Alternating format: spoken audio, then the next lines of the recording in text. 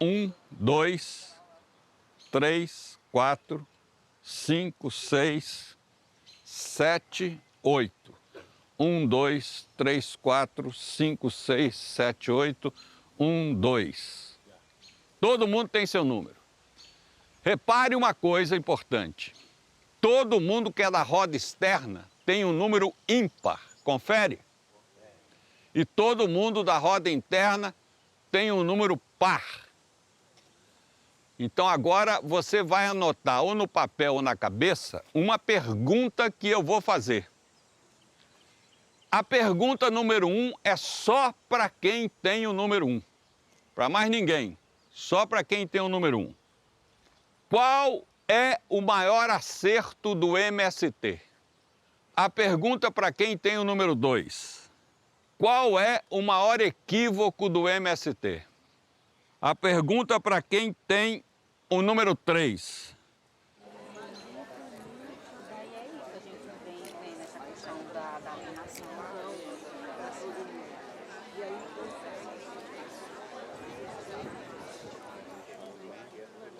Faz por aqui, ó, por aqui.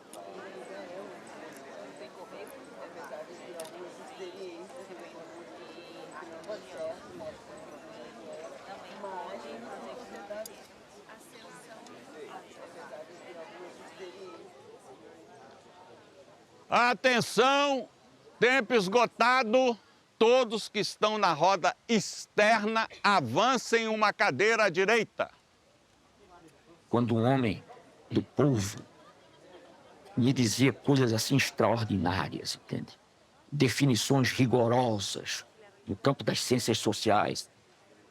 E eu contava isso depois a meus amigos, e eu e os meus amigos nos espantávamos. E por que eu nunca me espantei quando isso era dito por um professor colega meu? Então, por trás do meu espanto estava também a ideologia dominante morando em mim, apesar da minha opção popular. Então, tu sabes que depois que eu descobri isso, nunca mais me espantei com sabedoria do povo. Eu me espanto hoje quando o povo não expressa a sua sabedoria e eu procuro saber a razão que está por trás agora para inibir essa sabedoria. Eu insisto nessa coisa, que o educador e a educadora se vejam, se analisem, se descubram na sua prática. O método Paulo Freire inicia a sua disseminação pelo país a partir do início dos anos 60.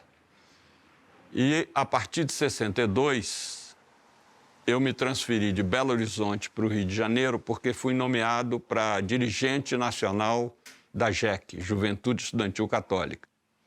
Então fui morar onde moravam as equipes da JUC, Juventude Universitária Católica, da JEC, e morava também o pessoal da Direção-Geral da Ação Católica Brasileira. E um deles era o coordenador nacional do Movimento de Educação de Base, o MEB. Era o Luiz Eduardo Vanderlei, que mais tarde veio a ser reitor da PUC de São Paulo. O MEB foi o primeiro movimento a aplicar em âmbito nacional o método Paulo Freire. Então eu tive esse privilégio de, vivendo sob o mesmo teto com o Luizão, conhecer de perto o método Paulo Freire e o primeiro material publicado a respeito dessa aplicação.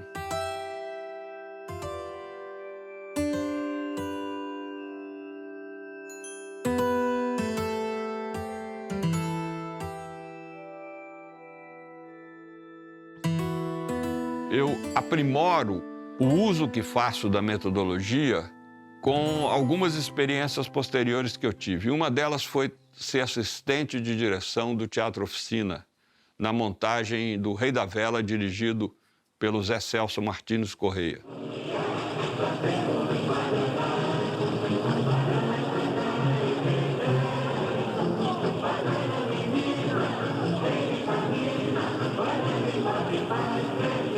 Um dos trabalhos que eu tinha com o Zé é que o Zé muitas vezes tinha que se ausentar e deixava comigo os laboratórios. Laboratórios é quando você faz o ensaio exaustivo com os atores para desempenharem bem os seus papéis. Então, o teatro me enriqueceu muito na aplicação do método Paulo Freire, porque também é um trabalho indutivo, também é um trabalho em que você tem que ter muita arte da improvisação.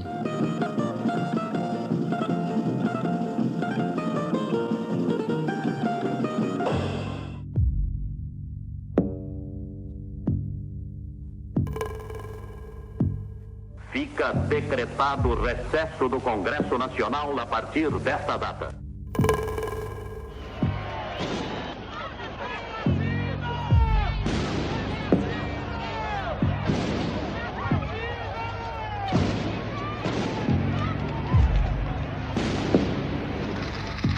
Eu entro num período em que, por razões ideológicas da conjuntura, eu acabo negando o método Paulo Freire, entre aspas, que foi o período da ALN, em que eu aderi ao grupo de luta armada comandado pelo Marighella, Ação Libertadora Nacional, com um grupo de frades dominicanos. Nós éramos apoio aos guerrilheiros da ALN. Seja bendito o nome do Senhor, desde agora para sempre, desde o nascer do sol até o ocaso. Nós fomos muito influenciados pela concepção leninista de assalto ao poder. Ou seja, se conseguirmos derrubar a ditadura, vamos implantar um governo socialista, vamos libertar o Brasil do capitalismo, etc. Manual do Guerrilheiro Urbano, Carlos Marighella. A crise brasileira, porque resistir à prisão, teoria e ação revolucionária. Queira-te eu tanto, e de tal modo, em suma, que não existe força humana alguma que essa paixão embriagadora dome, e que eu por ti, se torturado for, possa feliz, indiferente à dor, morrer sorrindo a murmurar teu nome. Liberdade.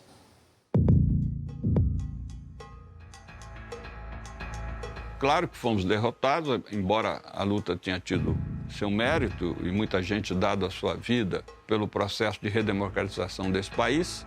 Porém, eu fui preso, como vários foram presos. E durante os 4 anos, de 1969 a 1973, eu tive uma experiência inédita, porque isso aconteceu apenas, que eu saiba, com 6 presos políticos, 3 frades e 3 leigos, que nós fomos retirados, 2 anos depois de conviver com os presos políticos, retirados do meio deles para passar a conviver com presos comuns. Por que fomos transferidos do meio de políticos para o meio de comuns? Porque a ditadura tinha se convencido que a repercussão, a má imagem da ditadura no exterior se devia à igreja e que quem fornecia as informações eram nós, religiosos. Era verdade. Só que a ditadura ingenuamente pensou que, nos separando dos políticos, nós não ficaríamos sabendo o que se passava nos porões.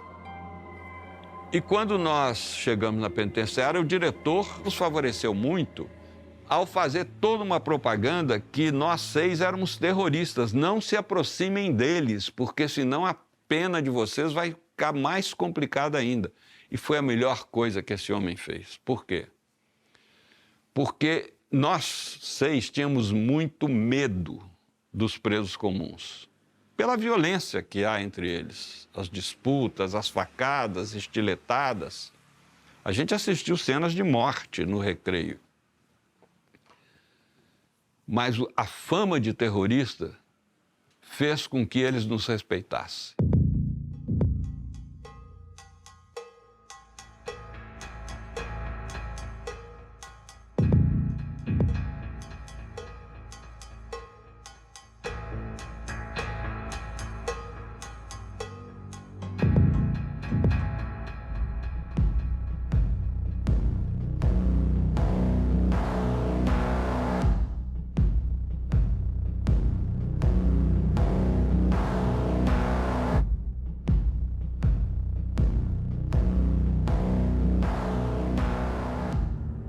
Lá em Venceslau, eu voltei a aplicar o método Paulo Freire, porém já enriquecido com a experiência teatral, que havia me ensinado a trabalhar mais o corpo. E a experiência que eu tinha tido com o método Paulo Freire antes era um pouco ainda racionalista, trabalhava a cabeça, a conscientização, essa palavra, era trabalhar a razão. Não, é preciso trabalhar holisticamente. Eu pedi a eles para contarem os seus crimes. Pardal, um deles, contou que entrou num sítio à noite e era um casal de idosos. O casal começou a reagir, a mulher começou a chorar muito, ele estava drogado, se sentiu inseguro, acabou matando os dois. Então eu falei, agora vamos representar aqui com o grupo o crime cometido pelo Pardal. Pardal, então você vai... Como é que você chegou no sítio? Olha, você e você são os sitiantes. Aí, terminada a cena, eu diria, agora vamos inverter. Você, Pardal, vai ser o dono do sítio. Cara, dava um nó na cabeça. Ou você, Pardal, vai ser a polícia. Dava um nó. E tinha todo um debate sobre isso. Baseado em esquetes da vida deles, do que fizeram, ou da vida interna da prisão, nós fizemos 3 espetáculos em Presidente Venceslau, aberto ao público da cidade, porque não havia teatro em Venceslau. Cheguei a propor, e foi encenado, o capítulo 9 do Evangelho de João.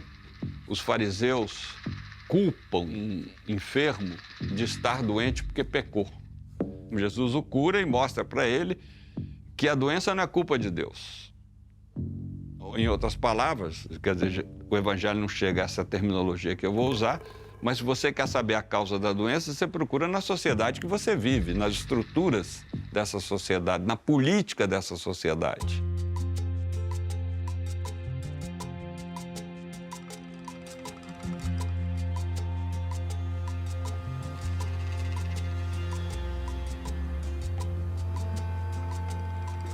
Se queríamos libertar o Brasil, tínhamos que trabalhar com o povo.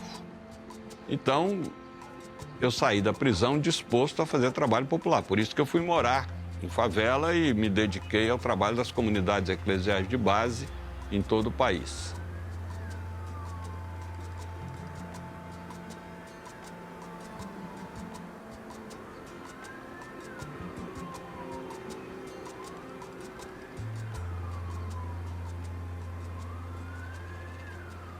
Fui morar no Convento da Penha, os frades me acolheram, mas eu senti que eles estavam muito temerosos da minha presença ali.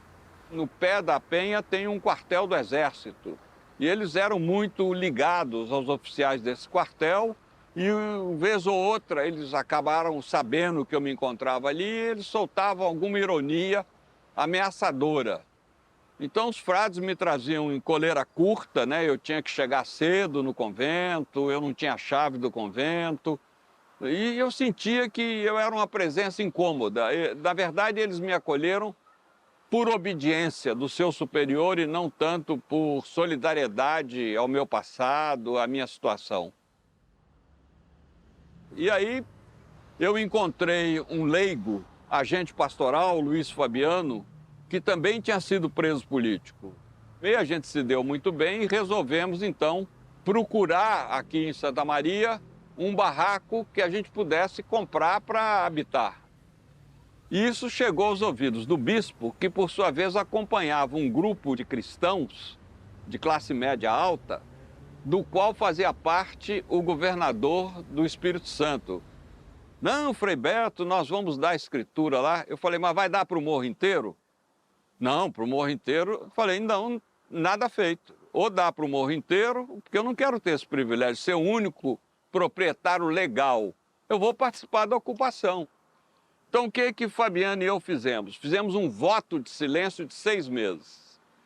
Porque a gente tinha certeza que o pessoal nas reuniões do centro ia perguntar, vamos ver o que eles acham, o Beto e o Fabiano. Achando que por a gente ter curso superior, a gente saberia dar ideias mais interessantes, etc. E a gente queria aprender com o povo. O Beto mudou a forma de nós nos comunicarmos com o pessoal dos movimentos populares.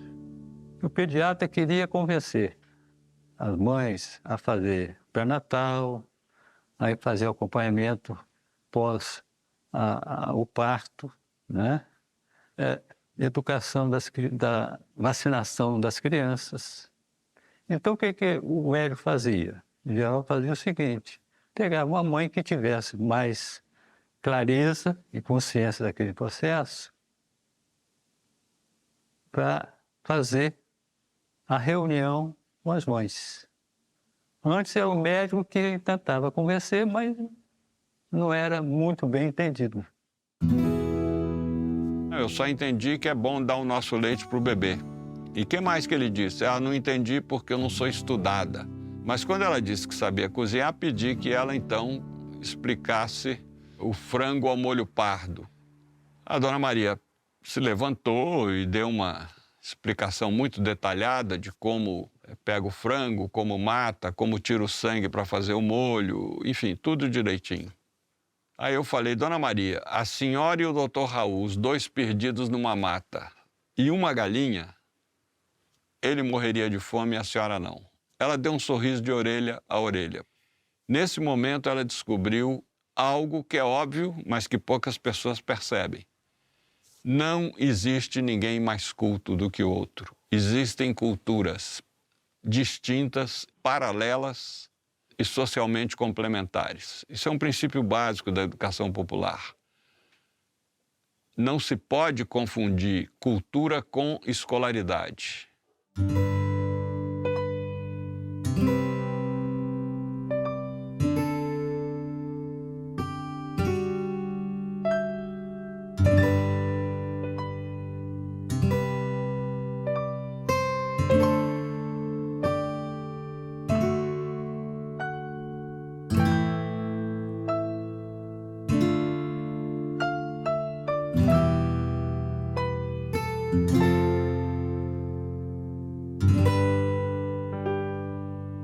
Na época que o Frei Beto estava aqui, a igreja de Vitória foi assim, muito receptiva a ele e ela era muito receptiva a todos nós. O Dom João, que era o arcebispo de Vitória, ele vai para o Concílio Vaticano II e quando ele volta, ele troca a cruz episcopal dele, que era de ouro, por uma cruz de madeira. Os bispos convidaram cerca de 10 a 12 jovens que atuavam na pastoral de juventude para trabalhar remuneradamente, né, na equipe de Caritas. A partir daí, nós fomos preparados, formados nessa linha mais socioeconômico-política, de maneira mais sistemática, né? O Beto atuou como coordenador de educação e formação dessa equipe. Por que será que o pedreiro constrói a casa durante a vida toda e ele não tem uma casa para morar? Ele mora de aluguel ou num casebre. Então, assim, ir refletindo em cima da própria experiência, isso no linguajar. Os gestos sempre foram muito importantes, né? Gestos de expressão corporal. A pessoa tomar consciência da sua humanidade. Vamos olhar no olho um do outro? E a partir da coragem de olhar no olho do outro, mudava o tom da fala. Aí você vai de um trabalho de formação para as lutas coletivas, de reivindicação de água, de transporte coletivo, de escola melhor para as crianças. Era sempre uma educação popular que gestava uma ação de transformação imediata. Recortávamos diariamente as notícias da área socioeconômica, política e religiosa. E produzíamos documentos, cartilhas, folhetos. Nós produzíamos os textos com a orientação do Beto, com desenhos ilustrados do Fabiano, Luiz Fabiano Miranda, e que transformavam a linguagem dos bispos da CNBB em linguagem popular. O Frei Beto, então, elaborou esse chamado A Igreja que a Gente Quer. como era escritor, ele já escrevia na época, ele sabia qual era o material de fácil entendimento para todo mundo. E não só para aqueles mais ligados a uma formalidade universitária ou coisa que o valha. Os cuidados eram de não se expor demais na mídia, né? Nem sempre assinar os documentos, né? Nem sempre colocar assinatura de ninguém. O Fabiano, por exemplo, nunca assinava os desenhos dele. E muitos anos depois a gente viu que nós todos éramos fichados no DOPS. Teve uma ocupação que existiu aqui num bairro, que eles foram despejados por uma pessoa que me parece nem era dono da área. Dom João o que fez? Chamou todos os despejados, vão lá morar na Catedral de Vitória. Isso foi um escândalo. E aí tem muito aquela questão de pensar no reino de Deus como um negócio para lá. E Jesus Cristo, ele queria um reino de Deus que era um negócio aqui, agora.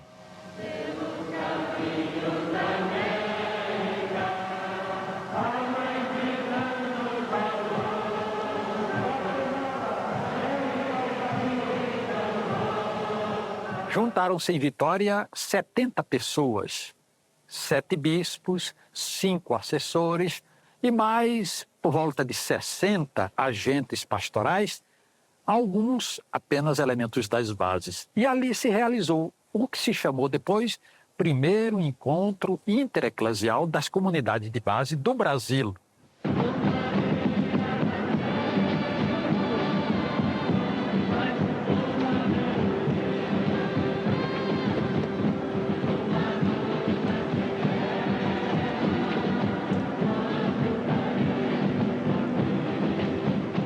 Só depois é que a gente se deu conta de que aquele encontrinho de Vitória, na verdade, era o início de uma história muito bonita e muito superior aos primeiros cálculos da gente que dava início a essa promoção. Um encontro em que se falava da igreja que nasce do Espírito de Deus.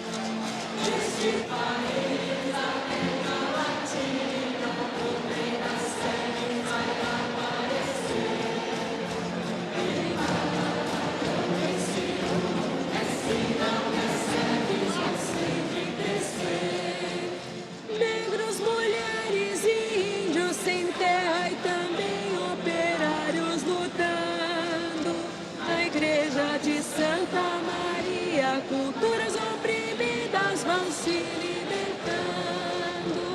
Quando um cristão fala, bem, como é que você mistura a fé com a política? Eu falo, bem, eu não sei de quem que você é discípulo. Eu sou discípulo de um prisioneiro político.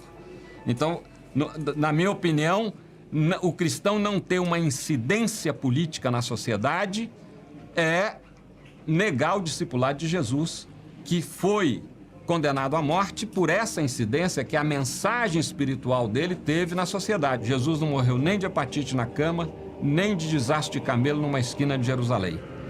Foi preso, torturado e processado sobre 2 poderes.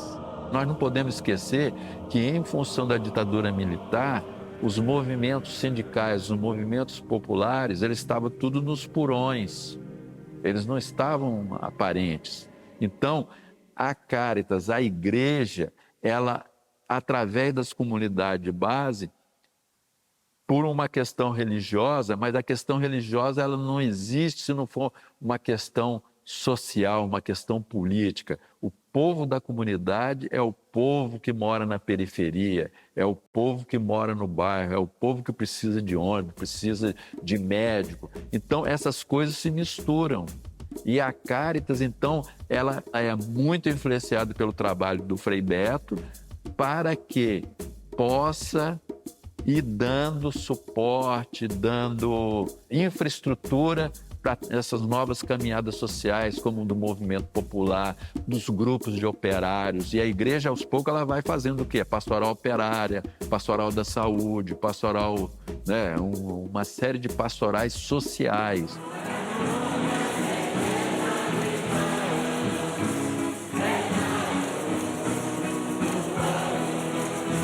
Mais do que nunca, nós vamos ter que não só manter a nossa vinculação efetiva com o movimento popular, mas manter a nossa vinculação afetiva.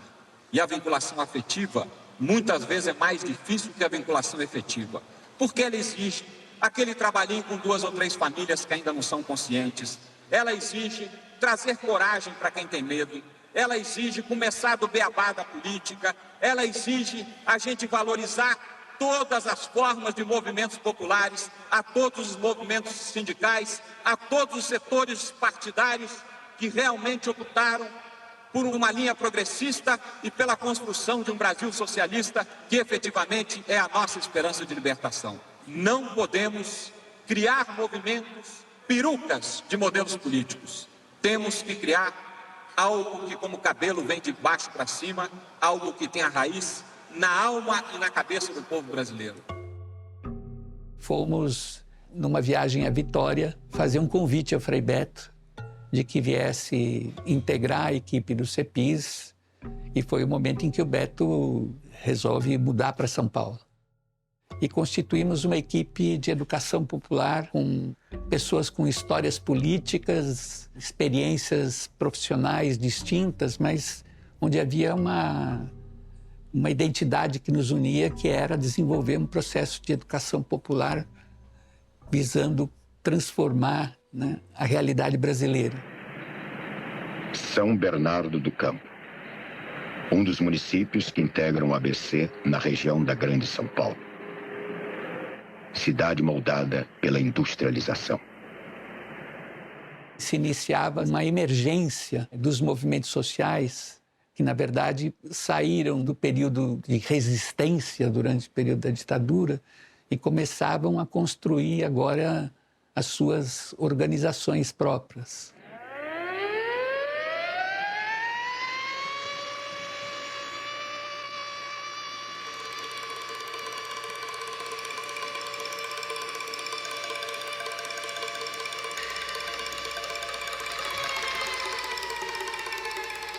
E foi nesse contexto em que a gente criou o CEPIS, a convite da Madre Cristina, que era diretora do Instituto Sede Sapiense, né?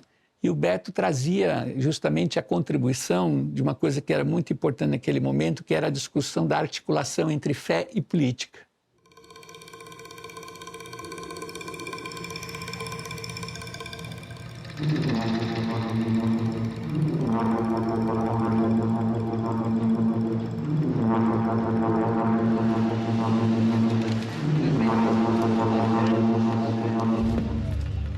No CEPIS se reuniram alguns presos políticos que saíram em liberdade, alguns estudantes que estudavam nas universidades e a igreja, os militantes, os participantes da Igreja Católica. Nós íamos nas igrejas e reunia o pessoal e fazia o trabalho de educação popular nas bases.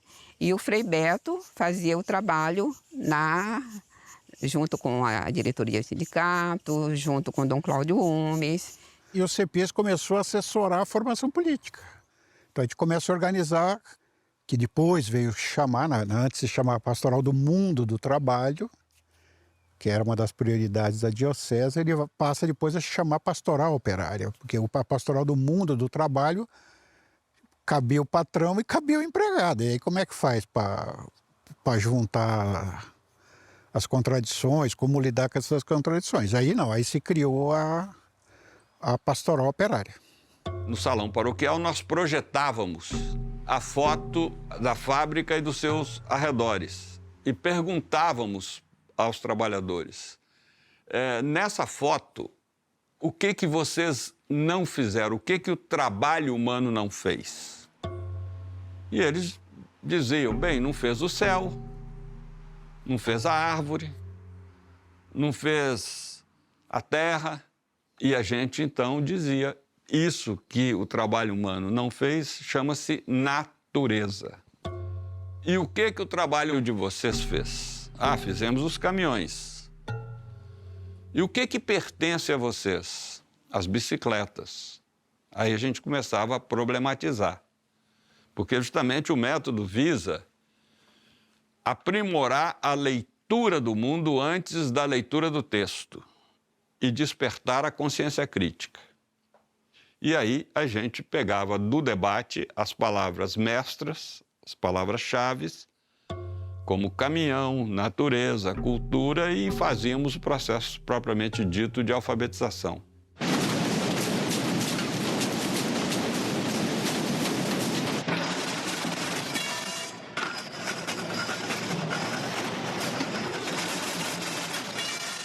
Eu nasci e moro numa região cercada por empresas metalúrgicas. Volkswagen, a Brastemp era bem aqui colada na nossa casa, a TRW, a Ford, a Mercedes.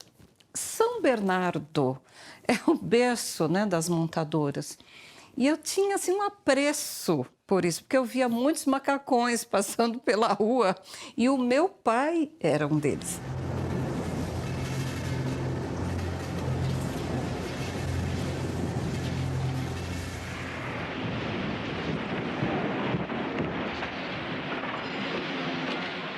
Eis que um dia vou a uma palestra e lá uma pessoa falando sobre a Bíblia e falou de um jeito diferente. Eu falei, gente, esse homem fala estranho. Eu já tinha chegado atrasado, eu perguntei, como é o nome desse? Eu falei, é o Frei Beto. Ah, quem é esse Frei Beto? O frei, padre, então eu não sabia distinguir bem, né? Mas ele me falou, é um amigo que está vindo de Vitória, me explicou, né? Ele estava preso, depois foi morar em Vitória e está vindo aqui para São Bernardo e vai atuar com a gente aqui. A leitura do Evangelho pela ótica do oprimido. Essa é a lembrança que eu guardo sempre de ver o Beto pela primeira vez. Falei, nossa, um frei aqui nas nossas greves, um frade aqui nos ajudando. Já impressionou, né? Porque você não via ninguém que não fosse os metalúrgicos ali, né? E ele falou, vamos fazer alguma coisa para essa greve. Vamos fazer um fundo de greve, umas cestas básicas, que o pessoal está ficando sem dinheiro. Porque a pastoral operária, ela já existia em nível nacional. Ela existe de 1970. Então, nós pensamos, podemos ser um núcleo de pastoral operária nesta diocese de Santo André. A greve assume uma amplitude jamais vista em pleno coração industrial do país. 1 quilo de feijão. Sabão. Quem quer sabão? 1 quilo de açúcar para mim. Já pegou? A maioria dos trabalhadores estavam vindo de várias partes do Brasil para ganhar um dinheirinho, para poder ter como viver. Não tinha essas informações, em especial da política, de Frei Beto, de Paulo Freire. Isso aparece para nós quando nós fizemos a greve, ou as greves.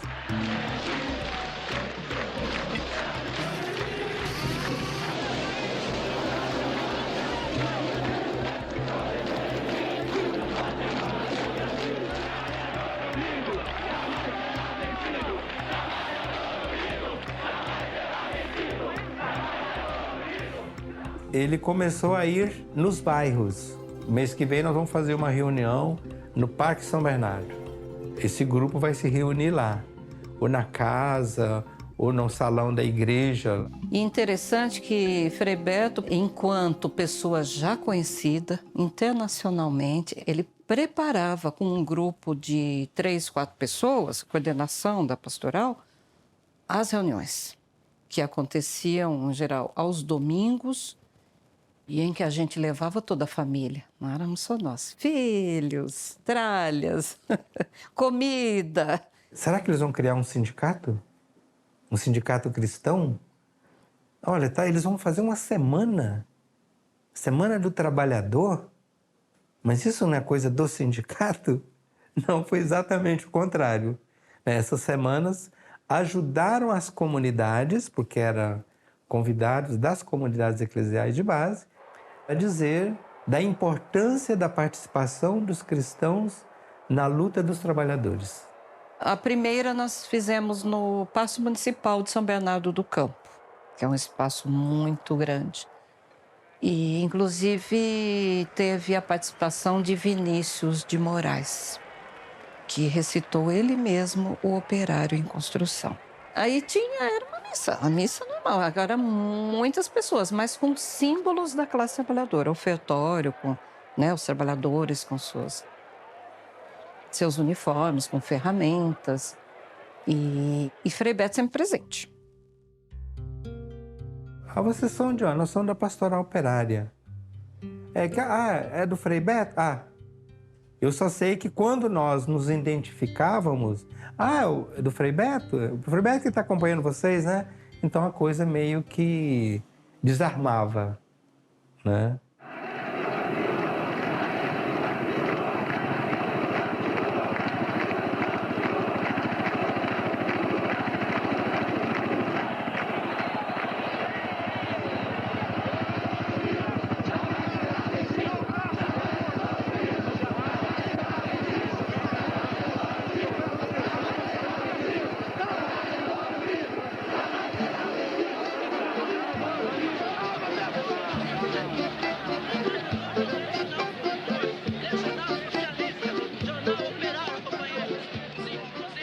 Com a prisão de toda a diretoria, eu me lembro que um dia foi se juntando ali no Paço Municipal mais de 200 mil trabalhadores.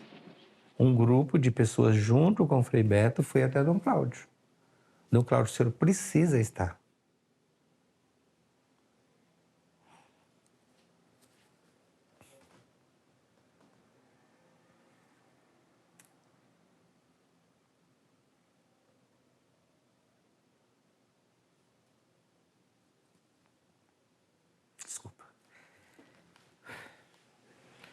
O senhor precisa estar, porque os trabalhadores estão lá.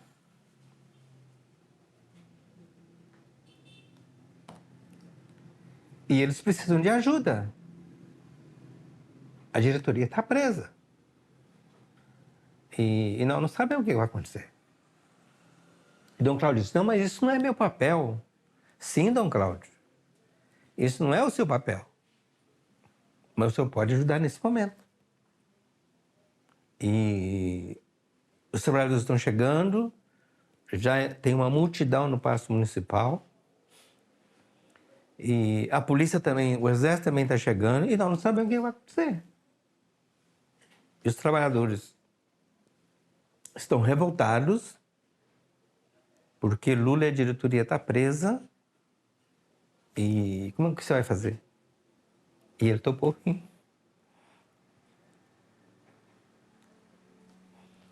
Esse foi o dia marcante. E eu lembro que chegou no palanque o Dom Cláudio, o Tito Costa e Frei Beto.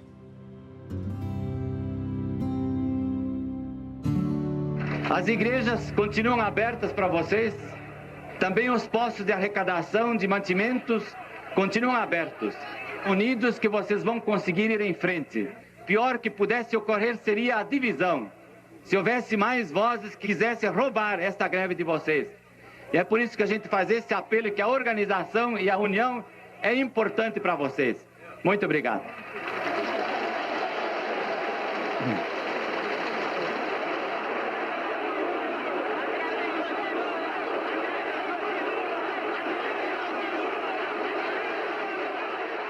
Quando o Lula foi cassado, e a diretoria também, e que deveria entrar uma nova diretoria, tínhamos ali duas chapas, e naquelas duas chapas tínhamos a nossa chapa, uma chapa encabeçada pelo companheiro Jair Meneghelli.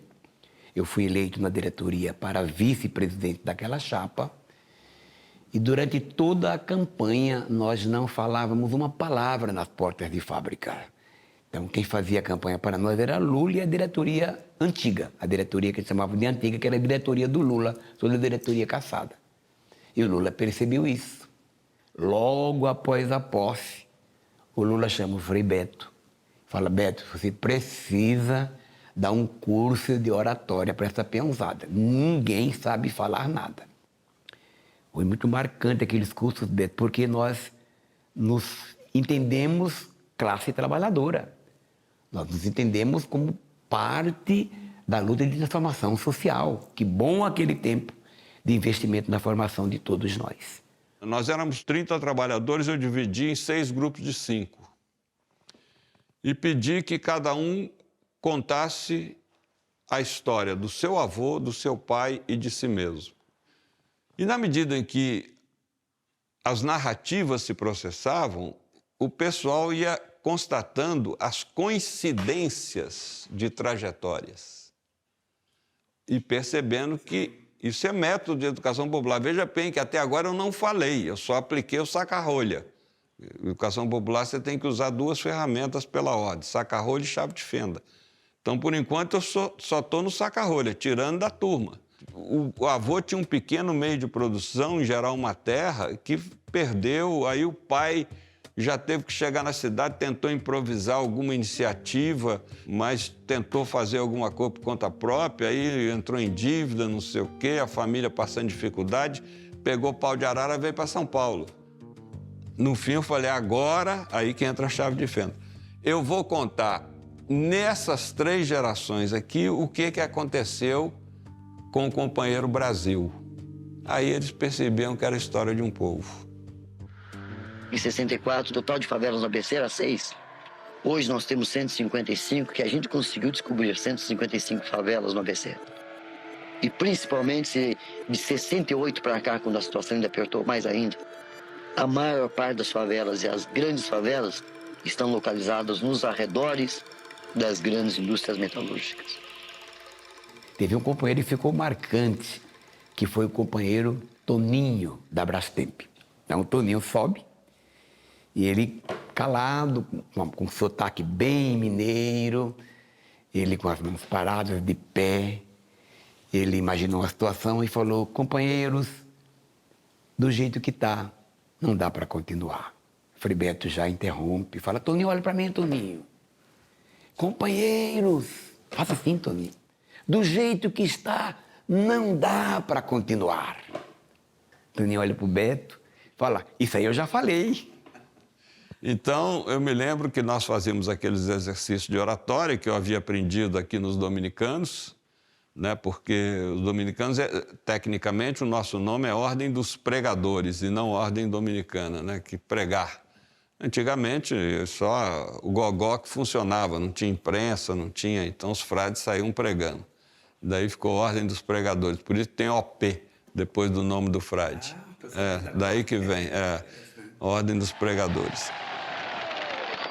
Nós iremos trabalhar quando o aumento chegar! A nossa luta continua!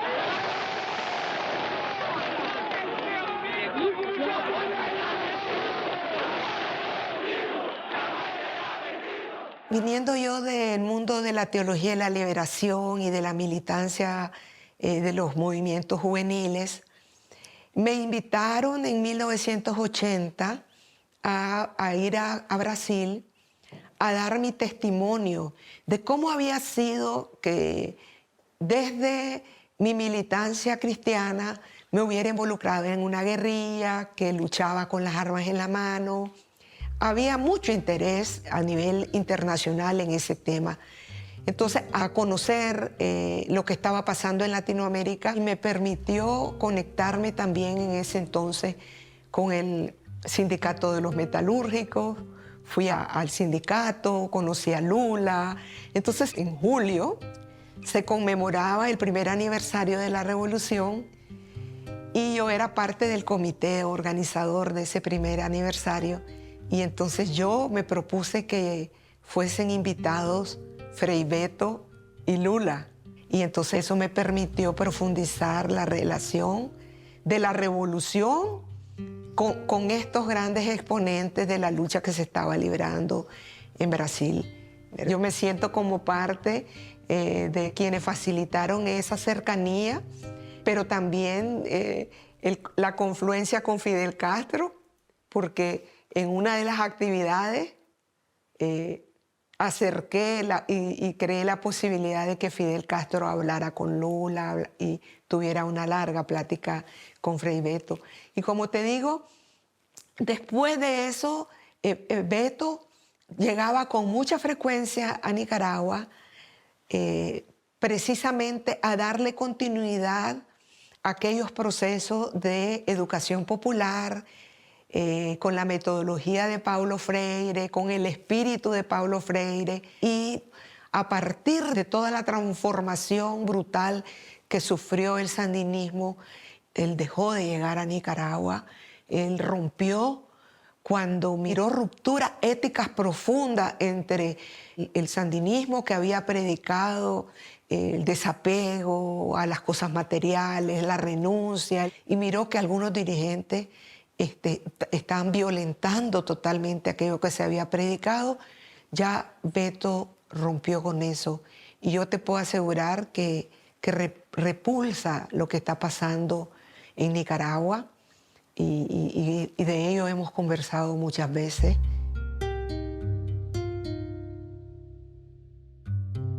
O Beto, né, ele estava naquele processo de construção de uma relação com o Fidel, em torno do tema Fidel e a religião, né? E na esteira dessa construção, o Beto começa a mencionar em Cuba a importância da educação popular de Paulo Freire, né? Importância esta da qual Cuba ficou um pouco à margem durante os anos anteriores, por conta da sua relação muito estreita com a União Soviética. Então, a figura de Paulo Freire não tinha uma presença forte como tinha em outros países da América Latina, e dessa reflexão sobre a educação popular. Hay quienes piensan que Cuba es un monolito político desde el año 1959 hasta la actualidad, pero eso no es verdad. Hemos vivido diferentes momentos políticos a lo largo de todo este proceso. Y ese momento en que él llegó fue un momento que se llamó de rectificación de errores, que fue un momento de profunda participación y autocrítica de la sociedad. Empezamos a mirarnos por dentro, las organizaciones, la gente, en asambleas, etc. Y cuando Beto llegó, nos dijo: lo que les hace falta es educación popular. Y nos llegaron los materiales de los talleres metodológicos y nos dimos cuenta que no funcionaban en la realidad cubana. Y entonces ahí empezamos un proceso que le llamamos la cubanización de la educación popular. En el año 1987 se funda el Centro Memorial Martin Luther King, que es una experiencia muy singular en un proceso de reconsiderar la misión misma de la Iglesia a la luz del contexto revolucionario de un país socialista. Evidentemente era un proceso de concientización, y eso nos puso a buscar en el campo de la teología latinoamericana de la liberación y en el campo de los educadores cristianos que trabajan en iglesias, comunidades de base. O método está baseado em la dialética marxista, portanto, prática, teoria, prática. Hay que partir de la gente. La gente sabe, pero la gente muchas veces no sabe que sabe. La gente conoce, pero muchas veces não sabe expressar seu conhecimento. Quem habla primeiro são os educandos e não os educadores. Hace poco tiempo, de pronto nos visitó el presidente Díaz-Canel y nos dijo: yo quiero que ustedes hagan educación política con más intensidad todavía. Que hagan educación política en todas partes, que hagan educación política con los jóvenes, que hagan educación política con el poder popular, que es la forma de gobierno cubana, que hagan educación política con el partido, que hagan educación política con nosotros, con los dirigentes. Y entonces salió un proyecto que está en funcionamiento por el cual todavía estamos haciendo más educación política, ahora con un reconocimiento de las instancias políticas y administrativas del país de que la educación popular es la educación que necesita, es la educación política que necesitamos.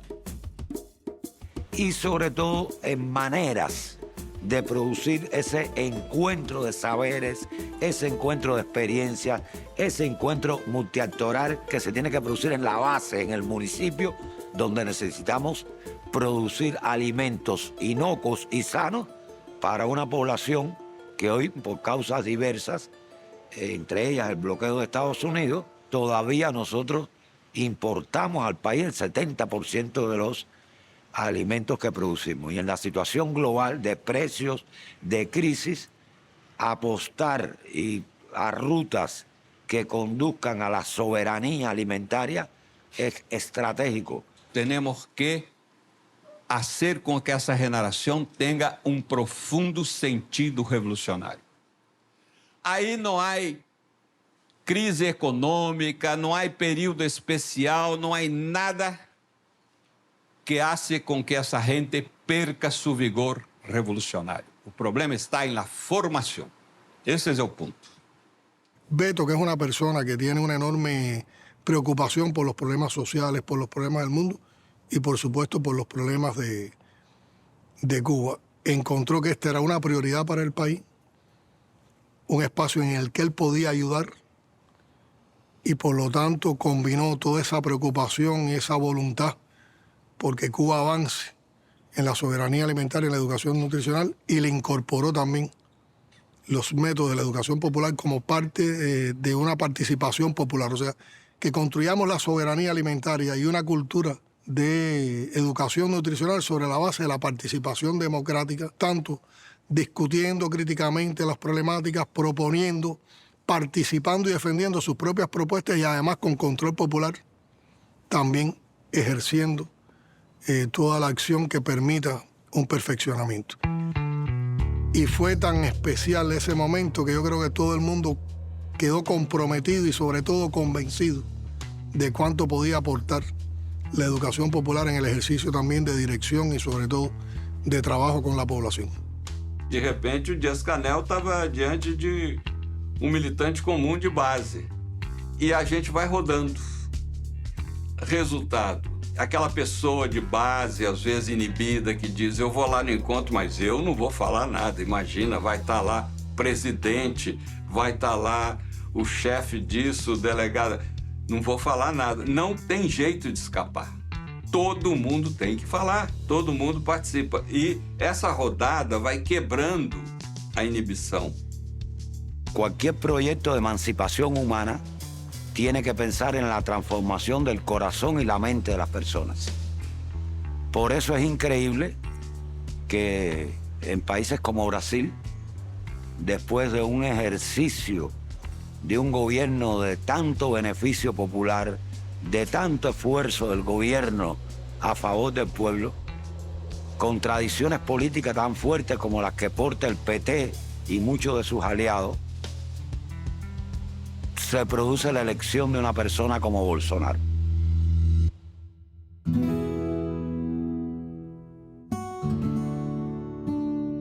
Eu fui convidado pelo Lula, em 2003, para trabalhar na mobilização social do programa Fome Zero, junto com Oded Grajew. Então eu fiz todo um desenho de como o Fome Zero deveria funcionar nesse setor popular. Eram justamente as oficinas que o Fome Zero implantaria no método Paulo Freire para poder conscientizar os beneficiários do Fome Zero. Foi uma espécie de ícone, assim, né? No sentido de que a presença do Beto lá era a presença da educação popular no governo, né? Muitas outras pessoas de sociedade civil foram para o governo, né? Mas, de alguma maneira, a presença do Beto, ela simbolizava a presença da educação popular como parte do projeto de governo. O Lula topou, tem o Fome Zero, a gente está animado, eu vou para lá, mas eu preciso levar gente, né, comprometida e quero que você vá, não sei o quê. Nós discutimos, bom, estamos juntos. Aproveitar esse espaço institucional, que ele te permite um contato com milhões de pessoas, atender as necessidades concretas das pessoas, mas fortalecer os movimentos populares. O Fome Zero chegou a ter comitês gestores organizados pela sociedade civil, principalmente pelos movimentos sociais, em metade dos municípios brasileiros, mais ou menos 2.500 municípios. E depois isso foi desmantelado, porque o Fome Zero virou Bolsa Família, e o Bolsa Família já não tinha mais o controle dos comitês gestores, mas passou o controle das prefeituras. A história da governabilidade, os acordos políticos E eu me lembro que aí os projetos passaram pela mão dos prefeitos. E aí, para mim, foi a... Aí o CEPIS percebeu isso e falou, Beto, a gente vai sair, né? A gente não vai gastar energia nisso, não. A gente acho que, infelizmente, perdemos esse momento muito importante. E eu não estou tirando nenhum mérito que o Fomizero não foi importante, não é nada disso. Eu acho que ele cumpriu o seu papel. Mas a inspiração que estava nos movendo era ir além do que foi o próprio Fomizero. Prevaleceu, né, uma visão mais, digamos assim, tecnocrática, né, na maneira de constituir o programa Bolsa Família. Não tinha o mesmo espaço, mas a ideia de formação de comitês populares, ou a ideia de educação popular. Foi o momento em que o Beto decide, inclusive, deixar o governo. Eu acho que o Frei Beto tinha razão. Por N razões, nós acabamos E ele, evidentemente, quando viu que não tinha condições, viu que tinha coisa mais importante para fazer, né? Porque não ia ficar lá. Porque ele nunca teve interesse em cargos, né? Dessas coisas de... O que o Beto é? No fundo, ele é um militante, né? O Beto é quase uma instituição, né? E assim, por causa todo o histórico dele, ele tem uma referência, né? É uma personalidade também, né? Aqui no exterior, que é muito importante para nós, né? Porque ele fala, né? Comunica. Porque quando você fala em organizar e educar o povo, a direita brasileira pega em armas contra você. Por isso que o Bolsonaro atacou tanto a universidade, a ciência e a cultura e a educação, né? Porque ele sabe que ali tem liberdade, né? Tem alguma coisa errada na nossa gestão com relação à relação com o povo. Não vamos falar assim de uma maneira neutra. A relação com o povo.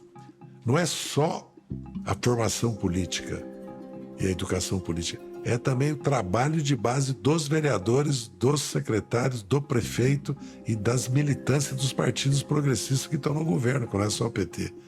E o Beto é uma pessoa importante, né, nesse sentido de que ele sempre foi uma espécie de grilo falante dessa história, né? Dessa crítica necessária, né? Aos primeiros mandatos, né? Tanto do Lula quanto da Dilma,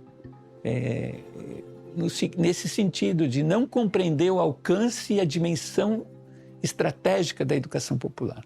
Quantos militantes que eu conheci que, enquanto eles ocupavam um cargo, uma função, ou no movimento popular, ou no sindical, ou no partido, ou como políticos profissionais, eles eram militantes da libertação. No que perderam o cargo, se acomodaram, abandonaram a luta. Ou seja, não foi interiorizada a opção revolucionária. E isso é resultado de um processo educativo, porque nós somos testados, não é quando a gente ocupa uma boa função, nós somos testados quando estamos na adversidade. Se não fosse essa construção ali nos anos 70, nos anos 80, a esquerda brasileira não seria o que é. Aquilo foi o que nos deu raiz, nos deu base, e eu fui para o movimento social muito inspirado por essa construção, da ideia que o Beto sempre repete, que a nossa cabeça pensa onde o nosso pé pisa. Então, tá lá, junto com o povo, pisando no barro, conversando com as pessoas, fazendo vínculo, comendo junto. Isso nos define. Eu acho que esse é um princípio básico da educação popular. A minha proposta hoje para o governo Lula III é que as duas condicionalidades do Bolsa Família, que são a vacina e a escolaridade das crianças, seja acrescida a capacitação profissional, no sentido de você deixar com que a família, e geralmente a mulher, continue dependente do governo federal, tenha um empreendimento, mas através da capacitação profissional você introduz o Paulo Freire, introduz o método e introduz, portanto, a consciência crítica. Isso é muito fácil, né? Você chega numa área de muitas mulheres que recebem Bolsa Família e propõe a elas, olha, vamos dar qualificação em costura, vamos dar qualificação em culinária, vamos dar qualificação em artesanato.